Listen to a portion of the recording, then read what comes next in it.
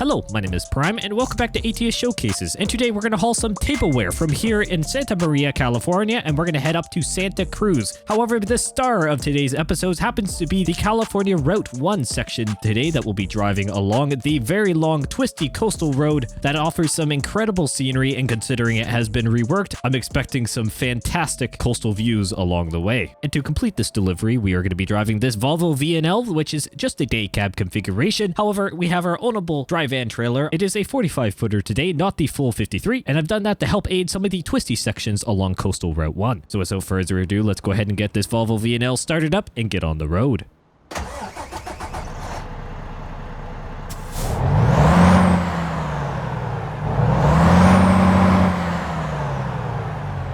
As I am recording this video on the 1.50 experimental beta for ATS, there are no mods within this profile, so everything you hear and see is American Truck Simulator for all it's worth. So hopefully everyone's doing well. I certainly am. It is fantastic to be back here in ATS, and this is a delivery that I've been wanting to do for quite some time here in ATS, at least as of, well, as of learning about the California rework phase that was quite some time ago, and some screenshots way back from the CA Route 1 section of California, and we're just going to barge our way out here from, I believe this is Sell Goods that we're leaving today.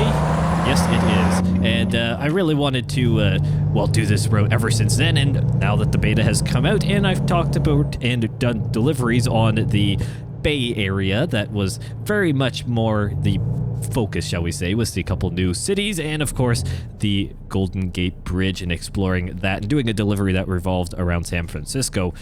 I wanted to come to CA Route Round, and this isn't technically the only section as well. There is another section just north of San Francisco that has been redone, or at least around there. So it is a very, very wonderful area to be able to explore, and I am very excited to do so. But we have to leave Santa Maria here, a city that has not been redone. So it's also going to be a very good, honestly, a good opportunity for us to see what, we've got more perimeter alert or something going off here.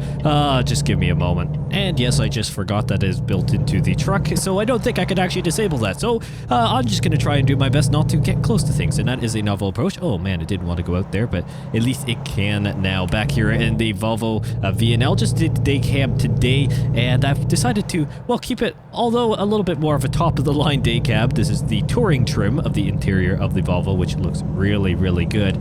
Decided to come back to it. We've been doing some of the other kind of more new trucks here in ATS as of late. The Kenworth T680 Next Gen, as of the last episode of recording this video, that was the truck that I drove, and then prior to that did the brand new International LT, or the revised International LT, but with the S13 model. So a very nice addition to ATS as well. That was mighty close on the trailer swing out there. Gotta make, even though this is only a 45-foot trailer, I gotta make sure I drive correctly now, do I? So as we get onto the highway here, it's gonna be just a little short stretch until we get to California Route 1, and it won't be too long until we start to notice the change that comes in with the map as we enter more into the rework section. As you can tell by the fact that the GPS is all yellow, what I'm driving on, this is still what has been done in ATS before, as far as I'm aware, unless if things just got updated around it, but the road itself hasn't changed, so that is all still fine. But as we get closer to the interchange, which should be just up a little bit farther here, we'll be able to get mighty close, we'll be able to see the big differences, hopefully, that is coming with the rework, and as far as I know, they are quite substantial. I've been following, of course, all the progression of the California rework section, coming up to the release here was 1.50, and the screenshots and the videos were just fantastic. It was something that I talked about for quite a bit. I know a lot of you enjoyed them as well, but it is absolutely fantastic to finally be able to go along the coastal route here, and what this is great. I'm expecting a lot more along the rework section, especially along the rock faces and stuff like that. That's where, in the past, SCS Software has definitely admitted as well that it's not maybe the most realistic. And as we get here, look at the road texture change. Oh my word, one going where that wasn't even a fade, if you ask me. This is, oh my word, this is huge. This is a huge change right here, and it's not even Well, we gotta go this way. This is not a stop sign. At least I'm not rolling it. This isn't a minor change at all. My word, this is a whole new section. It just pretty much was just cut and dry. It was like, okay, yes, rework. You want it? It's here. Okay, well, I was not expecting that. Normally, it gets phased in a little bit, but okay. Well, I'll take it. And the shadow's doing something weird on the ground. Keep in mind that this is experimental beta, so if you see some things that are a little odd, in particular maybe shadows, because there are some major improvements with supposedly improvements in 1.50 with the shadows and how the rendering and casting generally works. So I'm expecting these bit of hydro wires or maybe something that maybe need a little bit of extra work there, but that's fine. We're gonna get over here to the California Route 1 or CA Route 1. You know, a long time ago, actually I went off the blog post, and it seems like STS Software corrected this. In the blog post originally for talking about California Route 1 when it was coming in for the rework, it actually mentioned using the US one or US Route 1 as this road. However, that, as many of you pointed out, and I corrected, and I think STS Software followed suit, that is not technically US Route 1. It's a different US Route 1, as far as I know, is on the East Coast, so completely the different side of the the country. So that was a bit of an oversight there on my part. I'll take the blame for that one, but I was also just referencing the blog post, which is normally bulletproof in terms of information, so there was a little bit of a slip there, but that's okay. We're all human. It's all good. Thank you to everyone who pointed that out, well, quite some time ago. However, it's great to be on California Route 1, as it is a state road after all. I believe it is technically a U.S. route as well, but it's known for being California's, so take that as you will. And I'm going to go ahead and go through the light here, and we're going to get on to the beautiful scenic road here as we continue on through. Now, there's been a pretty good-sized blog post, to be honest, and a very substantial blog post in terms of the Nebraska DLC, the upcoming state for ATS, and I'm going to apologize because this is going to be a topic that I'm probably going to talk about for a bit here. So we'll see how that one goes, and in the midst of trying to explore this California Route 1, keep in mind that I may just jump back in, and so the conversation may be a little bit broken up. I may jump back and forth between concepts here, so keep that in mind, and hopefully you can stick with me. However, with Nebraska, as we get going here, the Nebraska DLC is further along. As we know, it's supposed to be coming just after or sometime around the release of 1.50, hopefully, fingers crossed. That's generally what happens. However, it's seeming like everything's lining up to be like that based off the number of blog posts that are remaining. However, big news coming out of it, and this blog post was talking about the agriculture that can be found across the state. Nebraska is known for its agriculture, plenty of corn, soybean, etc. production within the state. So that is nothing new per se. There'll be, of course, a bunch of farms, all custom built, by the way. Every single farm depot, everything, no custom or no, shall I say, generic prefabs. Everything is just completely custom. So everything you see will be different, which is something I really, really like. My word. Look at that. Pretty great if you ask me. However, so it is, all the farms in Nebraska will be completely custom, just like a lot of the depots as far as I know. So there's, of course, the farms, and there's some processing facilities. As far as I know, there's sugar beet processing in, I can't quite remember what city in Nebraska it is, but there is a sugar beet facility, and along with other things along that lines. But the biggest talking point of that blog post is the introduction of a brand new feature that is coming to ATS, that being dynamic loading and unloading as well. So, as the name kind of entails, when we have a grain hopper trailer, whether it's a stock one in ATS or if you happen to have the Load King DLC separately, the grain hopper trailer from that apparently will work as well based off of the screenshots provided within the blog post.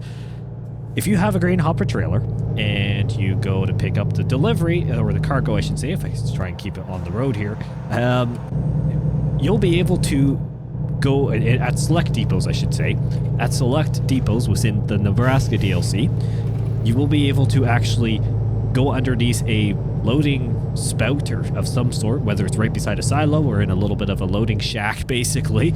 You'll be able to drive in there, and then you'll park in that spot, and then it will do an animation basically to fill up, or it will start loading up, as far as I know, based off the screenshots. It will basically start loading up your trailer. Now, if you have a multiple compartment trailer, you'll have to load up multiple sections. So, for example, if you quite a few of the grain hopper trailers are split into two. So there are technically two different compartments within one trailer. You'll load up the front half, it will go to 50%. You'll have to pull forward to load up the rear to be able to load up the remaining 50% of your load. That is a very cool feature, and one that SES Software has mentioned that will be expanding in the future. Hopefully, we'll be able to revise other depots across the US, and oh my. Look at this. I know I'm cutting around here, but look at this detail. Oh, we got to turn though. Absolutely insanity. We're gonna make sure we're going slower here. Oh my word, this is beautiful. Now this is what the California rework was all about, friends. This is what SES Software was cooking all that time. Look at the rocks. Oh my word, it's night and day compared to the other section there in Santa Maria when we left. It's so good. Oh my word. This is what we were waiting for here with this rework, and I am so happy it's here. My word. Anyways, when it comes to the loading and unloading, so yes, you'll be able to load up the product, and it's supposed to be expanding as well. So of course, more depots in the future, whether it's of course new DLCs, that will be something that stays, but this also opens the door for other cargo loading as well. This is the very first iteration of this feature, so just keep that in mind. It is going to be, as I've said, more limited in Nebraska, but it is a large step forward. And of course, then you've already loaded your product, you need to deliver it. So once you get to your delivery point, if you don't automatically have it set to skilled parking, as far as I know, you have to select the where do you want it field, which is basically the top option, as far as I know. I guess I'll find out, but it's from my knowledge that is the case. So the where do you want it field, or as far as I know, just if you have skilled parking, you'll then have to drive over top of a grain hopper pit, which is very, very nice, and then it automatically will start unloading. Very good, in my opinion. It's something that we've wanted for a long time, some form of dynamic loading, actually being able to, well, see something loading, and hopefully that expands for potentially even the flatbeds, for example. Even a box trailer, you have to actually back up to, well, I guess normally you do back up to a bay, and there is a viewpoint here. That is something I'll have to check out in the future. Maybe we'll do a road trip with a vehicle or something like that and do that then.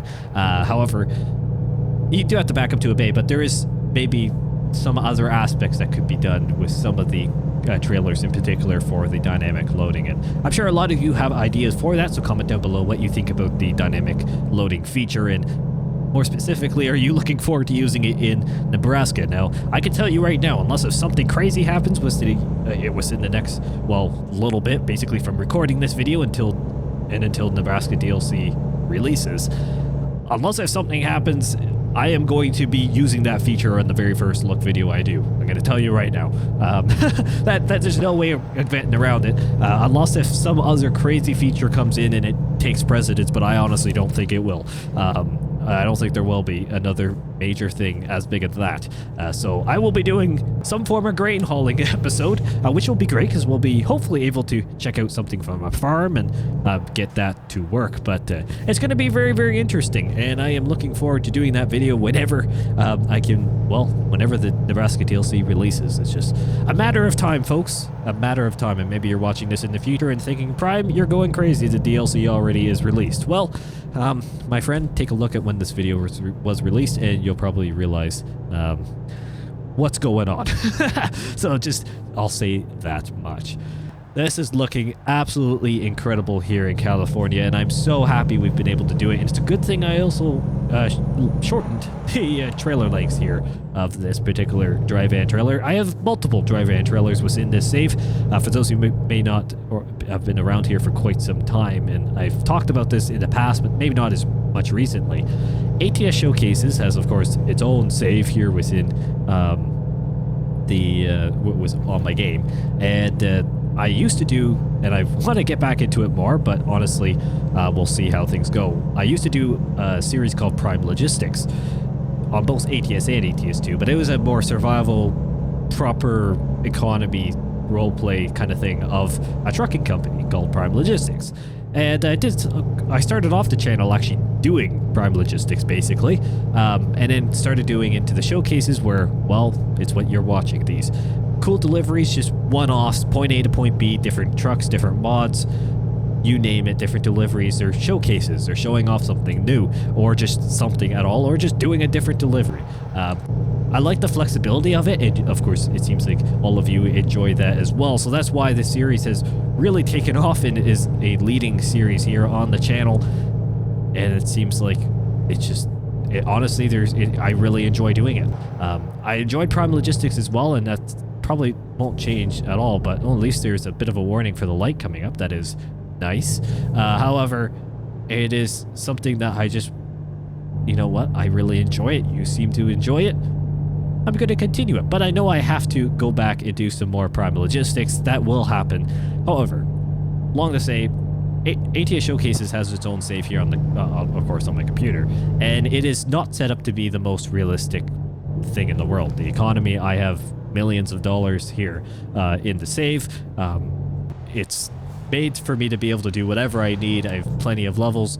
I have no restrictions basically. I own plenty of garages. I don't have any hired drivers, but I have just a boatload of vehicles in the save, plenty of trailers as well, so I can basically just customize things as they need or buy new ones as things come out and go from there. However, if you want to get to the nitty-gritty, I technically have a couple saves here. Some of you, if you can maybe tell over time, you may be able to see them, maybe you can't. However, just the names of it. But basically, I do have a beta testing one as well, so it's actually what I'm using right now. Kind of. Actually, I think I am. Maybe I loaded into the wrong one. I don't even know at this point.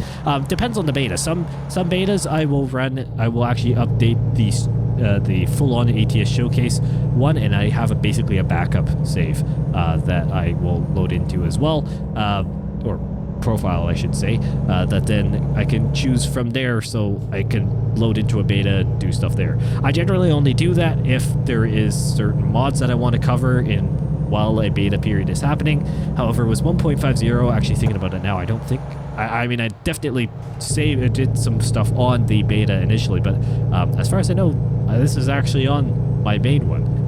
So that's good. That's good. At least I'm discovering some roads on the main one. Not that it really matters, because at this point with the rework, my very close to 100% coverage because of videos and other stuff is gone.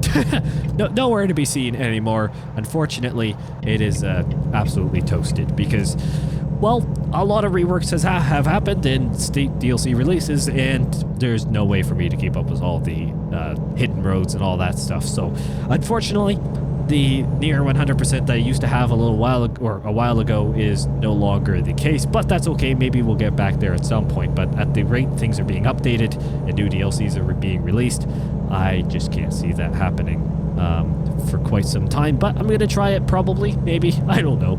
We'll have to see from there.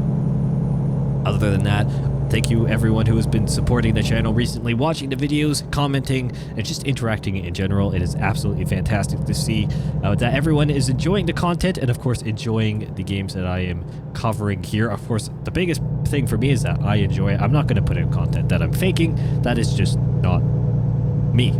Let's put it that way. Of course, some days are better than others. Arguably this day, well, for example, like this. Some days are better for commentary than others. Today, I don't even know. I mean, it's hard for me to tell in the moment what something is going to be like, and we actually have to get over here, so we're gonna bully this AI a little bit that's coming up in my mirror. And it's one of those things that, you know what, it just happens. Some days are better than others. I appreciate everyone who just watches the videos no matter what and arguably suffers through quite a few videos as well. I'm not going to lie on that one. But often when I'm recording a video, it sounds like it's going to be worse for commentary than it actually turns out to be. So at least, well, at least there's that. I somehow pull it out of the bag sometimes, and it doesn't always turn out that bad, but I am only human. I have my days. Some days I'm busier outside of YouTube, of course, and some days I am not, so it just depends on how much I'm talking. And basically that will strictly change how my videos turn out, basically.